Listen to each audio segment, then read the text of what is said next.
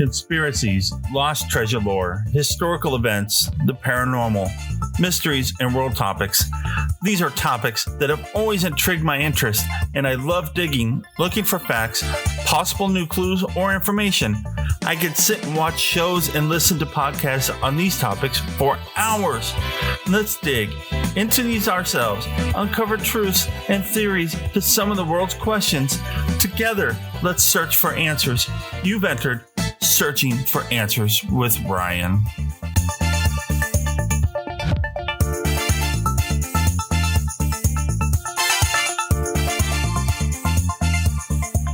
Hello, everybody, and welcome to the next episode of Searching for Answers with Ryan.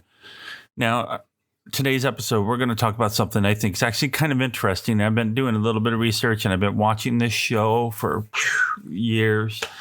And we're going to talk about, did the Simpsons predict the future? Okay. Now, is there an actual way to predict the future? A way to travel into the future and bring that knowledge back? Well, Matt Groening, and I hope I said his name right because it's kind of hard to say, and I had to type it in on Google and let Google pronounce it for me, but hopefully I said his name right. Matt Groening is said to have done this a few times with his shows. Matter of fact, 30 times. So let's start at the beginning. December 17th, 1989. The world was introduced to a crazy family of Homer, Marge, Bart, Lisa, and Maggie. They are the Simpsons. The Simpsons.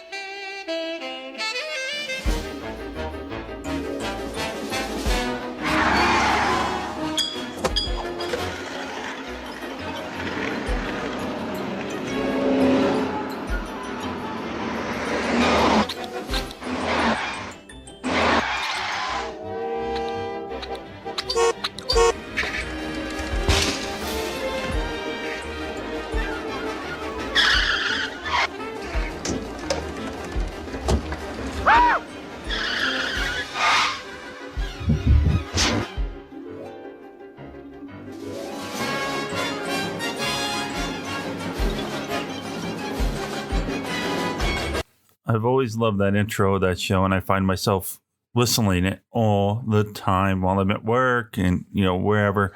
And I can listen to it all the time. But 682 episodes later, they are still just as wacky and crazy. I'm Bart Simpson. Who the hell are you? I have always loved that clip, and when I was younger, always wanted that T-shirt. But back in the day when I was younger on that, it was kind of frowned upon to wear that Bart Simpson shirt, but it was a lot of fun. So it's interesting, though, how some of the far-fetched stories that they have aired have actually become realities. There's been 30 times shows of The Simpsons have become a reality, and let's talk about them a bit. So sit back, grab a Duff beer, have some fun with me, as we see if these predictions might just be a fluke, or is it possible that Matt Groening really can predict the future. Let's start with 1990, Season 2, Episode 4. The episode's called 2 Cars in Every Garage and 3 Eyes on Every Fish. Now, when you see that episode, you see this really grotesque-looking fish with 3 big bubbly eyes. He's known as Blinky. He's an iconic character. Okay, and it seemed very crazy to imagine at the time, but believe it or not, a fisherman a few years later in Argentina actually caught a 3-eyed fish, and there's really been no explanation as to why that fish had 3 eyes. Could have been a mutation, could have been chemical spills, radiation. There's just so many what ifs, but there was never actual clear answer as to why that fish had 3 eyes. So I think that's pretty crazy there. And then in 1990, season 2 again, episode 9, it's called Itchy and Scratchy in March. Now, Springfield tries to censor Michelangelo's David. This is a statue created between 1501 and 1504, and it's a statue of a naked man with his, below region is exposed. The plotline actually became a reality in 2016 when the Russians voted on covering up a copy of the famed statue in Russia. In 1991, season 2, episode 18, the episode called Brush with Greatness. Okay, now this is decades after sending Ringo Starr a painting. Marge gets a response back from Ringo Starr. Now, what's kind of interesting about that is 50 years after sending Paul McCartney a mixtape, in 2013, 2 Essex women from the UK received a reply from Paul McCartney. So maybe that episode made him say, hey, you know what, maybe I should go back and reach out to some of the people I've never responded to. Never know. But I thought it was quite interesting on that one. In 1992, season 3, episode 14, this episode is called Lisa the Greek. Okay. Lisa predicts the Washington Redskins will win the Super Bowl in this episode, which aired a few days before the actual big game. Redskins ended up winning the Super Bowl. Next year, the show actually showed the Cowboys playing in the Super Bowl and the Cowboys winning. And that actually happened. And then a few years later, the show talked about the 49ers playing the Chargers with the 49ers winning. So that's 3 Super Bowl predictions that the Simpsons have actually come out with. You can't beat that. That seems to be pretty interesting on that one. Then in 1992, season 3, episode 24, it's called Brother, Can You Spare 2 Dimes? Danny DeVito plays Homer's half-brother, Herb, who creates a translation tool for infant gibberish, and they're actually able to understand what Maggie is saying. Now, this is a lot like an app that was created in 2016 called the Infant Cries Translator, which ended up being some weird, crazy, goofy kind of thing. But, I think that was kind of interesting that, somebody would try to come up with a translator that would tell you what a baby's saying when they're crying. But, ultimately, the episode itself was quite interesting. 1992 seemed to be an actual busy year for predictions. We have season 4, episode 8. It's called New Kid on the Block. Now, in this episode, Homer gets kicked out of an all-you-can-eat restaurant and sues. Okay. Now, this actually kind of happened with Albert Fleming of Massachusetts. He sued an all-you-can-eat restaurant in 2017. Now, I've actually had a personal experience myself, something similar. So I have this favorite all-you-can-eat restaurant that I used to visit in Tucson, Arizona when I was growing up. It was called Gordo's before it closed down. It was a really good place to eat, cafeteria, kind of Mexican food, really easy to eat. So good. I can sit there and eat for hours. Okay. I tried to take some food home with me one day because it was really busy. And I figured, you know what? I'll take a few tacos and a few enchiladas with me. I'll go home and eat them and they can have the table. And then the waitress kept saying, well, no, the food needs to be eaten in the restaurant. So I walked over to the sign and I pointed off the sign where it says all you can eat. It does not say all you can eat here. And then I kid you not, the next time I went in there, they had a new sticker right under that all you can eat that says here on it. So they were able to beat me on that one that time. Of course, the food was good, so I kept going until the day it closed. And boy, I wish that place was still around because I would make a special trip to Tucson just for Gordo's. And I still remember their catchy slogan. Do you like chimichangas? I mean, do you really like chimichangas? Come to Gordo's on Broadway. And the last prediction of 1992 was season 4, episode 6, Itchy and Scratchy, the movie. And a billboard for an Itchy and Scratchy movie, it like spurts out blood-like substances onto oncoming and passing cars. And I guess Kill Bill Volume 1 was promoted using a similar effect in 2003, where it would squirt out blood-like substances on the cars below. That's definitely quite interesting. Then we have 1993, Season 4, Episode 14. This is called Whacking Day, where a snake-killing holiday invented in this episode actually became a real-world event in the form of Florida's annual Python Challenge, where annually the Python Challenge recruits hunters in Florida and trains them to spot, capture, remove, or humanely kill the big snakes. The python hunter who removes the most pythons will win an ATV. And then the person that captures the largest individual snake will be awarded $2,000. That is absolutely crazy. You're not going to catch me out there trying to catch no pythons. I mean, I'm already afraid of little lizards as it is. This event actually goes on for 10 days. 10 days that they're going around collecting snakes. And I guess it's mostly Burmese pythons out of Florida. All I could say is, yeah, hell no. 1993, Season 5, Episode 10. This episode was called Springfield, or How I Learned to Stop Worrying and Love Legalized Gambling. Mr. Burns builds a casino in Springfield.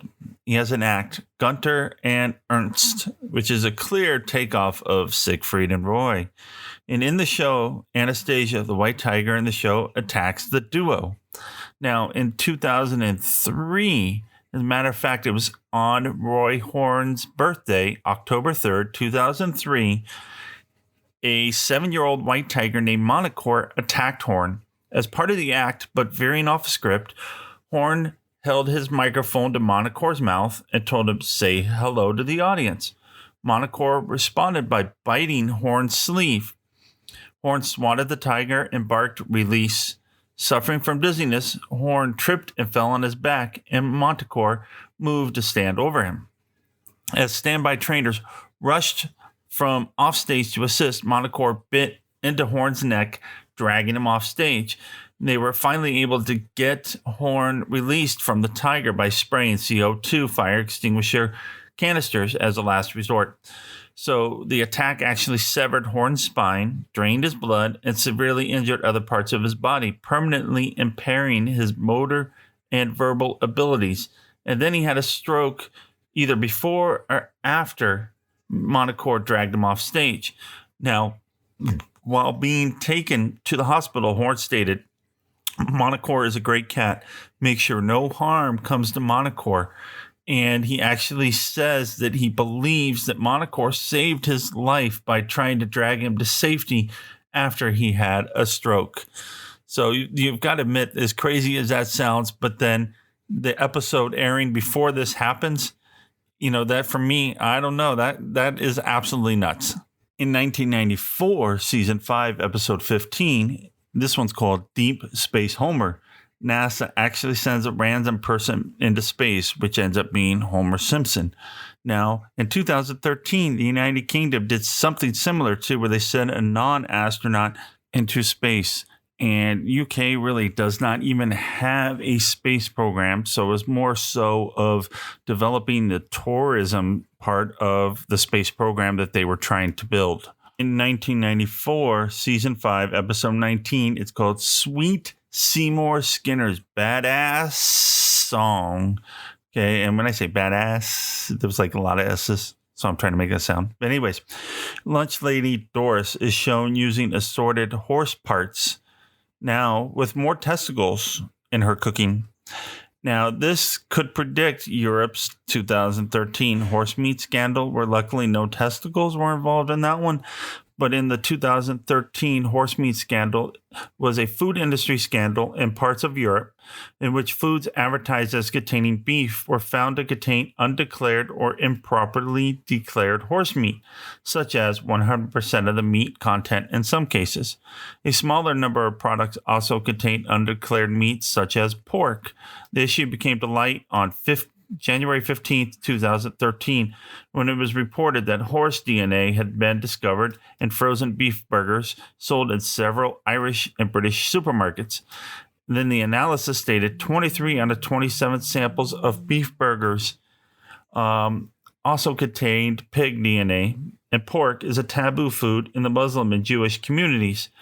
So while the presence of undeclared meat was not a health issue, the scandal revealed a major breakdown of the traceability of the food supply chain. So one thing I've always taught myself, because I have seen several times where at the grocery store it'll say ground meat. I will only buy it if it says ground beef.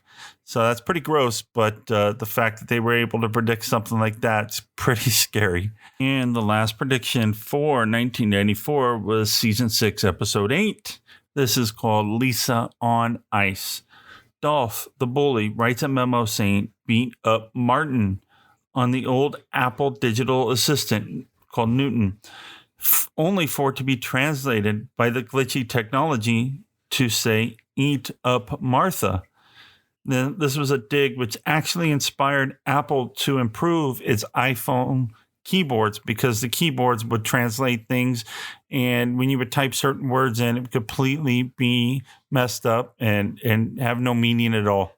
In 1995, season 6, episode 19, which was called Lisa's Wedding, we actually see characters in this episode communicating by video chat. They have watches that can be used as phones and defer to robots when navigating libraries and stuff.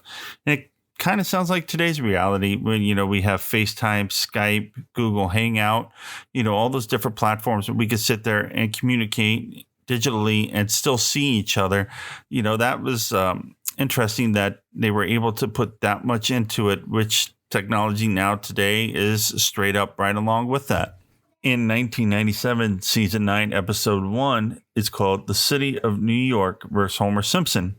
Now, in this episode, a coupon for a $9 New York bus fare features the Twin Towers in the background, making the ad appear to read New York with a $911, spawning many September 11th related conspiracies saying that The Simpsons predicted this. Now, there's all sorts of conspiracies that relate to 9/11, which does not have a platform on this particular show. It might be talked about at a later date, but I find that kind of interesting. And when you look at the picture, it looks like it might be getting attacked. So, I mean, it is really interesting that people see things in some of these episodes and pull it out to make it look like it is a prediction, which possibly it could have been. I don't know. I'm not going to say yes. I'm not going to say no, because until I can find proof otherwise, I'm going to kind of go with it for the moment. And in 1997, season 9, episode 3, this episode's called Lisa's Sacks.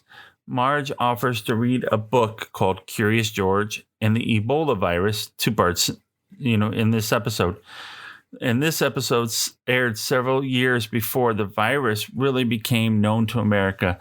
Now, the virus has been around for a little over 40 years, and it was first described in 1976 near the Ebola River, which is what is now the Democratic Republic of Congo.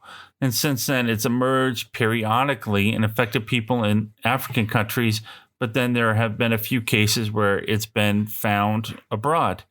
Now, the big one, just a few years after this, so this is 1997, a few years after that would be 2000, and this one's called the Sudan Ebola virus, where we had a reported number of cases of 425 with 224 fatal cases of it, so a 53% mortality rate. But then that's when they were going to worry that Ebola was going to start, going across the world, because the fatality rate was actually kind of high on that, which if you look at the different numbers through the statistics through all of the years, it's actually been kind of high, and it's been found all over the place. As a matter of fact, in the U.S., between 2014 and 2016, this is called the Zaire Ebola virus, which had 4 cases of it and 1 total fatal case. So it has been found all over the world, but not necessarily as big as it's been, or as harmful, I guess you could say, has it has been found in African countries. Then we have 1998, season 10, episode 1. This is called Lord of the Dance, where Homer tries to get rich quick by siphoning grease from several establishments and selling it. Now, apparently, in 2013, there were a couple thieves that were caught doing the same by trying to steal grease from restaurants around New York. So either A, they saw the episode and thought, that's a great idea. If Homer can do it, we can do it. Or they really are stupid and tried to steal a bunch of grease from restaurants and turn around and sell it. I'm not exactly sure on that one. And in 1998, season 10, episode 2, this one is called The Wizard of Evergreen Terrace.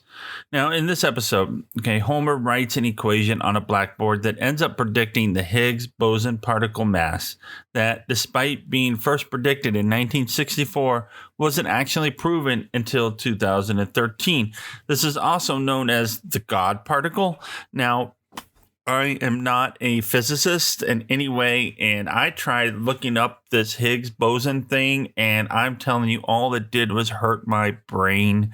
So I can't imagine how bad that it hurt Homer's brain, but it's interesting. But they say in simple terms, it's a particle in the standard model of physics, and it's supposed to be the particles that are responsible for all physical forces.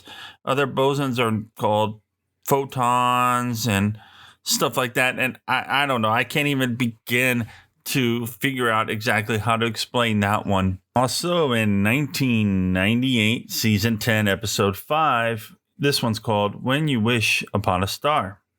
Now, an opening shot in this episode shows the 20th Century Fox logo and a division of Walt Disney Company underneath it. Now, in 2018, the Walt Disney Company actually indeed did buy the entertainment assets of 21st Century Fox, whereas the Simpsons are now I guess you could say, Disney staple, and they ended up buying a lot. They've got Marvel, they've got Star Wars, so Disney's end up becoming this multi-mega, entertainment powerhouse out there. But it's funny that they would put a division of Walt Disney Company back in 1998, and then of course, literally 20 years later, it becomes an actual reality. And in 1999, we have season 11, episode 5. This one's called E-I-E-I-Do.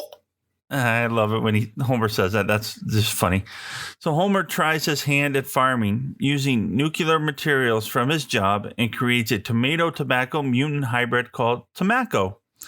Now, what's interesting is mutant veggies did indeed become a reality in Japan following the 2011 Fukushima nuclear power plant meltdown that we all heard about. So we've actually seen mutant veggies. Now, they've also said that there's been mutant fish, possibly three-eyed fish as well, that have come from that particular area of Japan. But mutant veggies, that's something interesting. It takes me back to think about the old, movie called Attack of the Killer Tomatoes.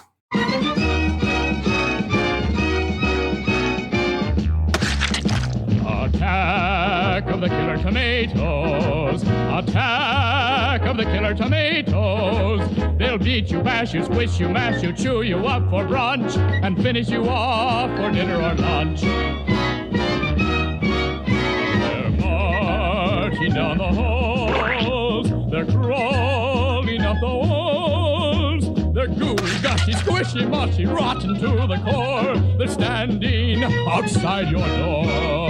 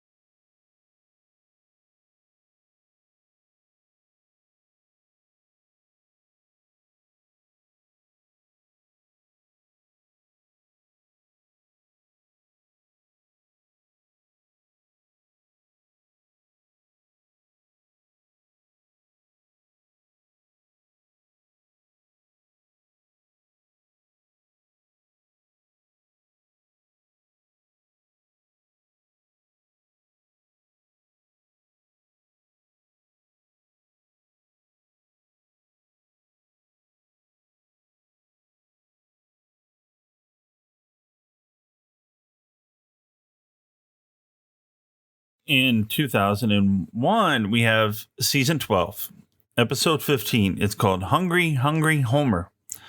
And in this particular episode, Homer protests his baseball team, the Springfield Isotopes, moving the team to Albuquerque, New Mexico.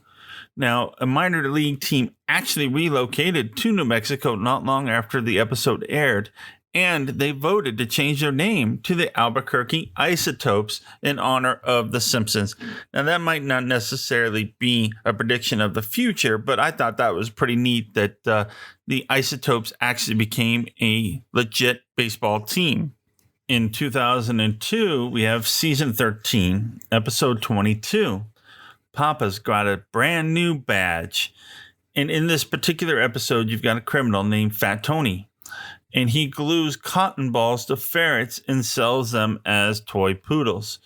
Now, in 2013, an Argentinian man paid $150 for what he thought were toy poodles that turned out to actually be huge rodents on steroids.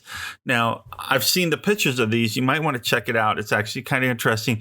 I don't know how this guy thought that these things were poodles, but I mean, it was clear as day. These are some ugly, huge rats on steroids.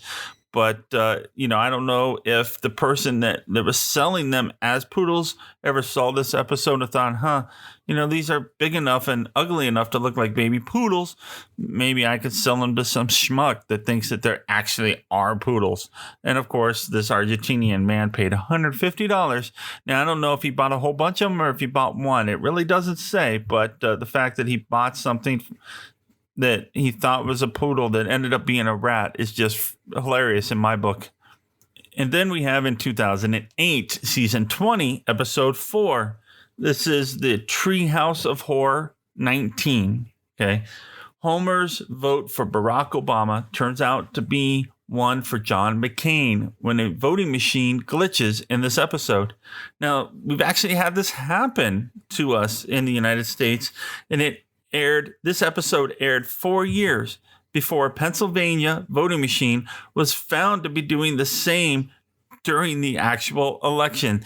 So you got to admit that's pretty creepy that they predicted that. But then again, when they start introducing these new technologies and these electronic voting machines, there's going to be glitches. There's got to be a lot of errors in there. But the fact that they were able to see that and for that particular election, and then it ends up happening, it's quite interesting. And then in 2008, season 21, episode 12, this one's called Boy Meets Curl, C-U-R-L. Okay. Homer and Marge take up curling and defeat a Swedish team in the Vancouver Olympics. Now, in 2018, the men's curling team actually beat the Swedes to win the gold in the Olympics. And this is kind of about when curling actually really started becoming really popular, which I still don't get the whole, pushing the ice with the broom and sweeping and whatnot.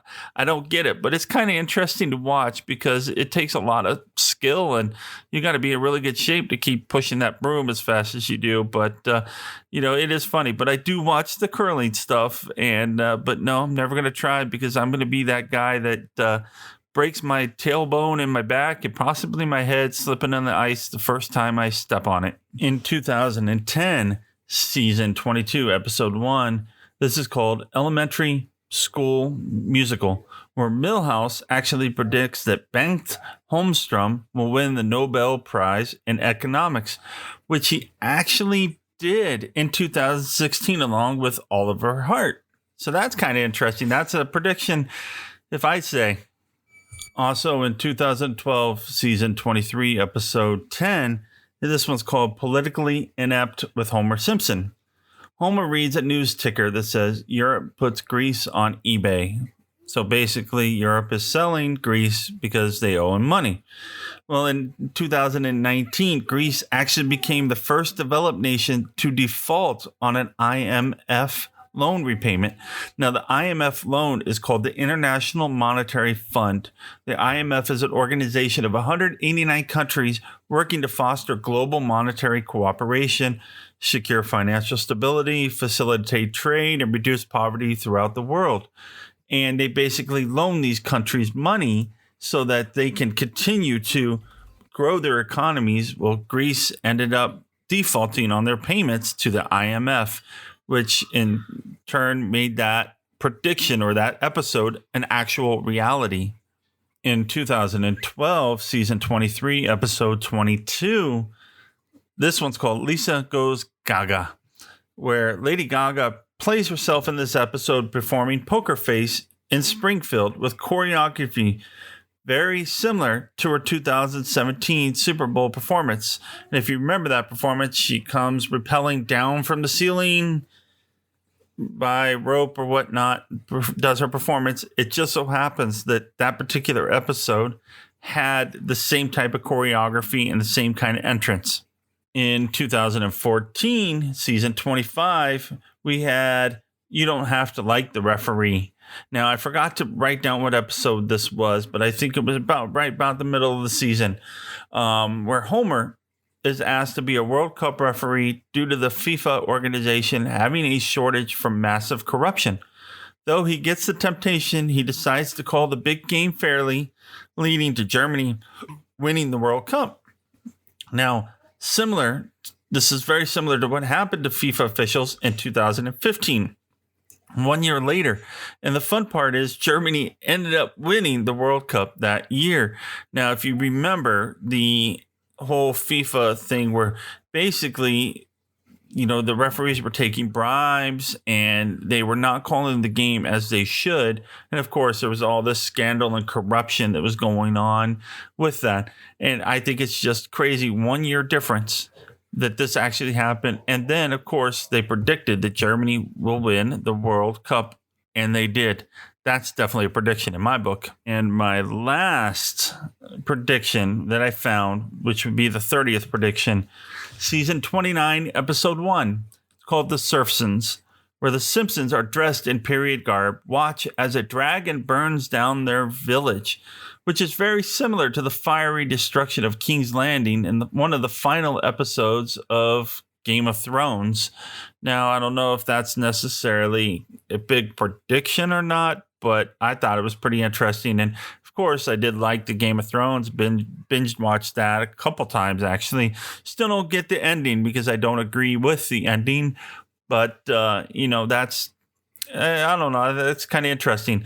Now, who's to say that the Simpsons aren't going to be predicting any more, possible, futures and whatnot?